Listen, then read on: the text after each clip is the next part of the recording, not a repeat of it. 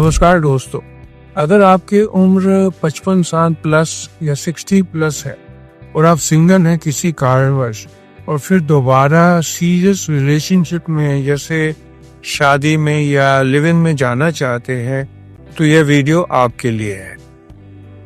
मैं इसका टाइटल रखना चाहूंगा कि 60 साल के बाद होने वाले रिश्तों की सच्चाई। और ऐसा कैसे हो सकता है कि अगर आपकी एज 60 प्लस हो और आप सिंगल हो? 3-4 वजह हो सकती है। या तो आपने कभी मैरिज ही नहीं की और अभी थॉट आ रहा, या वाइफ की अनफॉर्चुनेटली आपके अर्धांगिनी की डेथ हो चुकी हो किसी कारणवश, या आपका डाइवोर्स हुआ हो और इसलिए आप अब तक फिर दोबारा शादी नहीं की क्योंकि आपके बच्चे उनको आप सेटल करना चाहते थे, आपकी बेटियां थी वो शादी करके अपने अपने घर चली गई हैं और आप फिर घर में बिल्कुल अकेले हो गए। दूसरा जो सीन है वो ये हो सकता है कि आपके बेटे 1 हो या 2 हो, उनकी मैरिज हुई, या तो वो शहर को छोड़ के चले गए या डॉटर ला इंडिपेंडेंटली रहना चाहती थी और छोड़ के चले गई और आप घर में फिर अकेले हो गए। ऐसी कंडीशन में दिन में आता है कि मैं क्यों ना दोबारा शादी कर लूं। अगर बहू इज्जत आपके हिसाब से आपकी नहीं करती या बच्चे इग्नोर करते हैं तो उनसे रिवेंज में आकर उनको तंग करने के लिए भी या एक्सपेरिमेंटेशन के लिए भी आप फिर से शादी की सोचने लगते हैं। अगर ऐसी सारी कंडीशन है तो ये मेरा वीडियो देखना ये आपको मजबूर करेगी। या अगर आप ऐसे बच्चे हैं जिसके पिता या माँ दोबारा शादी करने की सोच रहे हैं तो भी यह वीडियो देखना और ऐसे लोगों में जो अफेक्टेड होंगे उनके साथ शेयर कर लेना। जो बातें अब आप सुनने जा रहे हैं वो आपके आने वाले सालों की परेशानी, फाइनेंशियल लॉसेस, इमोशनल पेन, इन सब से आपको बचा सकती है। यह जिंदगी की कड़वी सच्चाई है और इसको समझना बहुत जरूरी है। ये किसी के खिलाफ नहीं है, ना कि प्यार के खिलाफ है। ये केवल कॉमन सेंस है, स्वाभिमान, समझदारी और एक रिलैक्स पीसफुल लाइफ के फेवर में है। इसमें क्या क्या चीजें आ सकती हैं? सबसे पहले आपका फाइनेंशियल फ्रीडम ये प्रॉब्लम में आ सकता है। 60 ईयर्स की प्लस एज तक आपने पूरी जिंदगी मेहनत करके सेव किया है, प्रॉपर्टी बनाई है, एक रिटायरमेंट फंड बनाया है और यही आपके आने वाली लाइफ की सेफ्टी है। लेकिन इस एज में किसी सीरियस रिलेशनशिप में जाने का मतलब हो सकता है कि आपको पार्टनर के खर्चे करने पड़ेंगे। पार्टनर के मेडिकल खर्चे नंबर 1 होते हैं। हो सकता है आप बड़े इंटेलिजेंट हो, आपने अपना मेडिक्लेम करा रखा हो, लेकिन वो आपके अकेले का होगा। और आपकी वाइफ जिसकी एज अभी 60 के पास है, 55 है, या उसका मेडिक्लेम तो उस प्रीमियम पर हो ही नहीं सकता।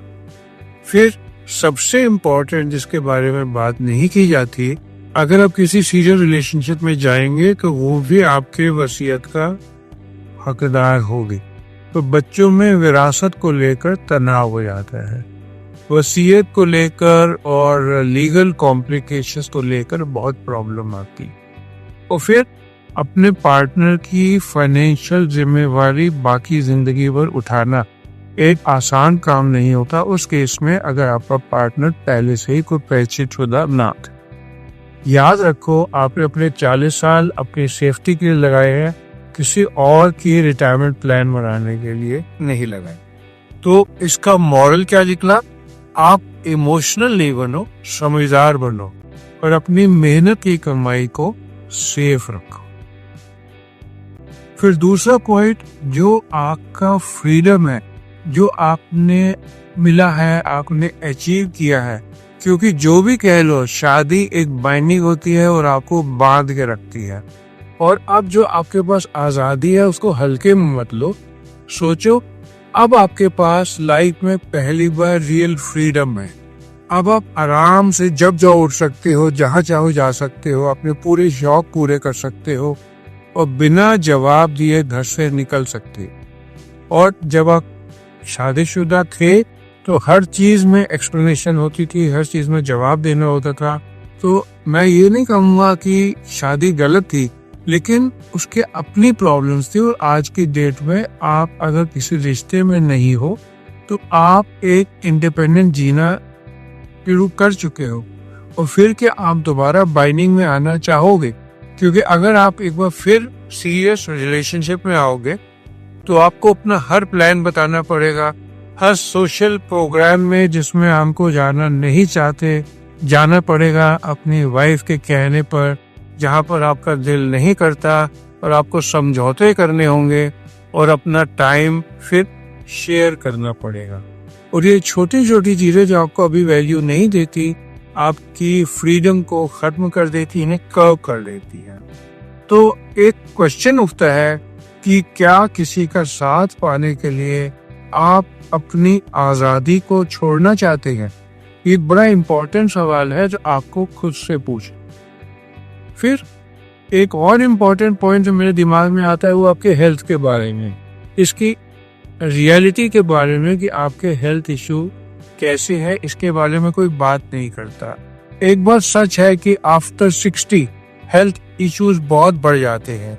शायद इसीलिए गवर्नमेंट ने रिटायरमेंट एज 60 के आसपास रख दी है, 58 रख दी है, और इवन आर्मी में तो और भी पहले है। ये बात कोई नहीं करना चाहता, लेकिन 60 के बाद स्वास्थ्य समस्याएं हो जाना नेचुरल है। और रिलेशनशिप में जाने का मतलब है कि हो सकता है आप एक केयर गिवर बन जाएं। डॉक्टर, दवाइयाँ और अस्पताल आपकी दिनचर्या बन जाए। स्टेशन आपको आपकी हेल्थ को फिर इफेक्ट करने लगे। ये बड़ा इम्पोर्टेंट पॉइंट होगा जो आपके दिमाग में आना चाहिए रिलेशनशिप जाने से पहले। मेरा मतलब है रिलेशनशिप में जाने से पहले। जो स्टडीज क्या कहती है कि जो लोग किसी बीमार आदमी का सेवा कर रहे होते हैं, यानी जो केयर गिवर्स होते हैं, उनमें डिप्रेशन की प्रॉब्लम ज्यादा होती है, हेल्थ की प्रॉब्लम्स ज्यादा होती है। और एक और बड़ा मुश्किल सवाल ये है कि अगर आप खुद बीमार पड़ गए तो क्या जिस पर्सन के साथ आप सीरियस रिलेशनशिप में आए हैं, अब क्या वो आपसे वो एसोसिएशन रखता है जो आप एक्सपेक्ट करते हैं, और क्या वो हमेशा आपके साथ रहेगा? तो इससे सीखने को क्या मिलता है कि जब आप दोबारा प्यार में पड़े, मैं पर से तो प्यार को कुछ चीज समझता ही नहीं, ये सब समझौतों का रिश्ता होता है। जब भी आप प्यार में पड़े तो पहले रियलिटी को समझने। अब आपने अपने तरीके से जीना शुरू किया है जो गलत नहीं है, और आप इसको एक अपॉर्चुनिटी इन एडवर्सिटी समझें। मैरिज की बाइंडिंग से अब आप आजाद है, तो फिर उन बाइंडिंग में आप क्यों जाना चाहते हैं? 60 तक आते आते आप जिद्दी नहीं होते। मैं ये नहीं कहूंगा कि आप रिजिड हो जाते हैं, मैं कहूंगा कि आप एक्सपीरियंस हो जाते हैं, ऑर्गेनाइज हो जाते हैं। आपके जीवन जीने का एक तरीका आ जाता है, और इसको आप किसी दूसरे के तरीके से सुधार नहीं सकते। जैसे अगर आपके 25 साल है तब आपने शादी की तो आप एडजस्ट कर सकते हैं, ज्यादा आसान था। लेकिन अगर आप 60 प्लस हैं तो आपके लिए एडजस्ट करना मुश्किल है। आपकी डेली रूटीन कैसी है, आपको क्या पसंद है, आपको किस तरह खाना पसंद है, कैसा टेम्परेचर पसंद है, कौन सा माहौल अच्छा लगता है, ये केवल आप जानते हैं। और आप जिसके साथ रिलेशनशिप में अब जा रहे हैं उसको नहीं मानो। एक बड़ी इम्पोर्टेंट बात आती है वेजिटेरियन और नॉन वेजिटेरियन लोगों के बीच में। अगर आप वेजिटेरियन है और जिसके साथ आप किसी ने मैरिज करना चाहते हैं और वो पसंद करता है कि नॉन वेज ही खाना, तो डाइनिंग टेबल पर चिकन की हड्डियां और मटन का सूप और मटन की हड्डियां देखकर शायद आपको वॉमिटिंग ही आ गए। तो आपको ये देखना पड़ेगा कि आप में कितनी ज्यादा सहन शक्ति का मादा है, आप कितना ज्यादा टॉलरेट कर सकते हैं। नया रिश्ता कायम करने का मतलब होता है फिर से एडजस्ट करना। जो बातें आपको 30 इयर्स की एज में, 25 इयर्स की एज में बहुत छोटी सी लगती हैं, वो 65 की एज में आपकी लाइफ की क्वालिटी बन जाती है। आपने पूरी लाइफ समझौते की है। अब शांति चुनना आपके लिए कोई सेल्फिशनेस नहीं है, ये बहुत जरूरी है और एक समझदारी है। इस उम्र का ड्रामा आपको बिल्कुल नहीं चाहिए। 60 साल की एज के बाद हर आदमी का एक पास होता है और पास अक्सर दबे पांव वापस आ जाता है, जिसके साथ आप दोबारा रिलेशनशिप में गए हैं।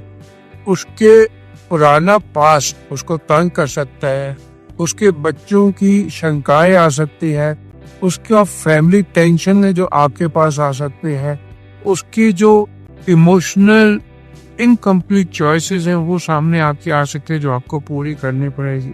तो कई जेंटलमैन जो इम्पल्स में आकर ऐसे रिलेशनशिप में चले जाते हैं वो बाद में पछताते हैं और फिर वो एक अनपेड थेरेपिस्ट का काम करते हैं, एक फैमिली मीडिएटर का काम करते हैं, एक फाइनेंशियल एडवाइजर का काम करने लगते हैं। तो जो चीजें आपको यंगर एज में गुदगुदाती थी अब आपको इरिटेट करेंगी। मैं याद करता हूँ जब मैं यंगर एज में था, अगर मेरे को कभी किसी पे डेट पे जाना होता था तो निर्मलास दा के नॉर्थ प्लेस में अगर 6 बजे का टाइम होता था मैं 5 बजे जाकर बैठ जाता था और आधा घंटा कैसे बिताता था। उसमें एक तलखी होती थी लेकिन एक मजा भी होता था, एक एंजॉयमेंट का फीलिंग होती थी। लेकिन अब 1 घंटा किसी को मुझे वेट करना पड़े 6 बजे तक 5 बजे तो मुझे इतनी ज्यादा रेस्टलेसनेस होगी और उम्र के साथ मेरा ब्लड प्रेशर भी बढ़ जाएगा। तो इसलिए इम्पोर्टेंट ये है कि जो एक्सपीरियंसेस आपको यंगर एज में मजा देते हैं वो बाद में नहीं देंगे। तो क्या आप अपनी बाकी लाइफ शांति से जीना चाहते हैं या उलझनों में? ये बात आप सोच लीजिए। क्या इसका मतलब है कि क्या प्यार गलत है, रिलेशनशिप में जाना गलत है? मैं ये बिल्कुल नहीं कहूँगा। अगर कोई व्यक्ति अपनी जिंदगी में शांति लाता है, इमोशनल रूप से मैच्योर होता है और फाइनेंशियली इंडिपेंडेंट होता है और ड्रामे से दूर हो तो ये रिलेशनशिप खूबसूरत भी हो सकती है। लेकिन रिश्ता डर से नहीं मजबूती से बनाए। अकेलेपन के डर से कभी भी कमिटमेंट ना करें। ये मेरा बेसिकली आपको कहने का मैसेज था। अकेलापन का मतलब होता है अकेले रहना। और एक बात याद रखें कि अकेले रहने का मतलब होता है फ्रीडम। गलत रिश्तों में रहना असली अकेलापन होता है जब 2 लोग रह रहे हो और आपस में बॉन्डिंग ना हो।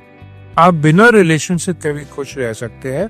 आप अपने दोस्तों से जुड़े, क्लब या ग्रुप ज्वाइन कर लें, नई नई चीजें सीखें, ट्रेवल करें, अपनी फैमिली के साथ टाइम बिताएं और एक्टिव रहें। एक पर्सन पर अपनी पूरी जिंदगी की खुशी को एक निर्भर ना करें और खुद से एक सवाल पूछें कि क्या जिस पर्सन के साथ मैं जीने की बाकी जिंदगी सोच रहा हूँ क्या उसके साथ मैं ज्यादा खुश हुआ या मैं ज्यादा बिजी हो जाऊंगा।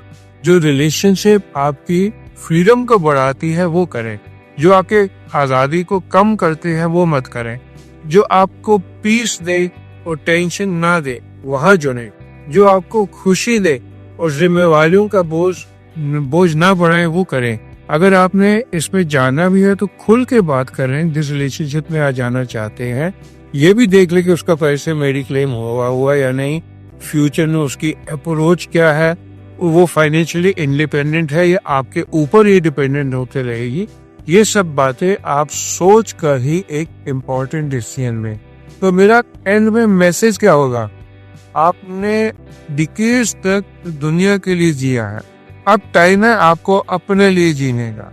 सबसे इम्पोर्टेंट है कि आप अपनी हेल्थ को प्रेफरेंस दें, अपनी सेहत को प्राथमिकता दें। Give this preference to your health. अपनी फाइनेंशियल सिक्योरिटी बनाए रखें, अपने टाइम की कदर करें, अपनी मेंटल पीस को बना कर रखें। और याद रखें जो आनंद मूवी में राजेश खन्ना ने डायलॉग बोला था, ऋषिकेश मुखर्जी ने जो कहा था, बाबू शायद ये जिंदगी बड़ी होनी चाहिए, लंबी नहीं। जिंदगी लंबी नहीं बड़ी होनी चाहिए। लक्ष्य एम सिर्फ लंबा जीना नहीं है, लक्ष्य है बेहतर जीना। और जीवन साथी चुनने से पहले ये जरूर सोचे कि क्या यह रिश्ता मेरी जिंदगी में शांति को जोड़ता है या इसको कॉम्प्लिकेट करता है। और बहुत समझदारी से लाइफ पार्टनर चुने क्योंकि आपके हर साल की कीमत है। आप 60 प्लस है, मैक्सिमम 85 तक जिएंगे, तो केवल 15 साल के लिए आपकी बाकी जिंदगी में आप टेंशन लेकर आए लेना ये उचित नहीं होगा। तो मेरा आज का वीडियो कोई ऐसे लोग जो कि फिर इससे बंधन में बंध रहे हो तो उनके साथ शेयर कर दीजिए, और अगर आप खुद हैं तो इस वीडियो से अगर 100 में 1 को भी फायदा लगेगा तो मैं सोचूंगा कि मेरा ये वीडियो बनाना ठीक रहा, सक्सेसफुल हुआ। आप सबका मेरे साथ जुड़ने के लिए धन्यवाद।